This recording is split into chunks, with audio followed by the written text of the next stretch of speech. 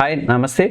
ఈ చలికాలంలో చాలామందికి పొడి దగ్గు కానీ కఫం కానీ బాగా ఇబ్బంది పెడుతూ ఉంటుంది. పొడి దగ్గు వల్ల రాత్రుళ్ళు నిద్రపోవడం, చాలామంది నిద్రపోరు, దగ్గు ముదిరిపోయి ఛాతీలో కఫం కూడా పేరుకుపోయి ఉంటుంది. ఈ రెండు సమస్యలకు కూడా అద్భుతమైనటువంటి చిట్కాలు నేను ఈ వీడియోలో చెప్తాను. మన ఛానల్ ఎవరైనా సబ్స్క్రైబ్ చేసుకోండి.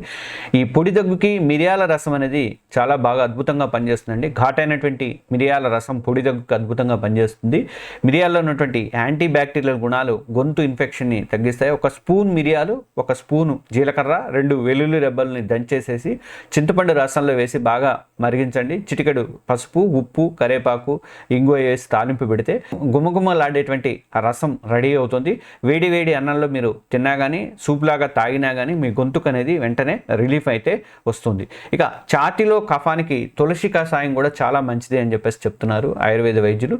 ఛాతీలో కఫం పేరుకుపోతే పవిత్రమైనటువంటి మన తులసి అద్భుతంగా పనిచేస్తుందని చెప్పేసి అంటారు. తులసిలో ఉండేటువంటి యాంటీ మైక్రోబయల్ గుణాలు అనేవి కఫాన్ని పల్చగా చేసి బయటకు పంపుతాయి.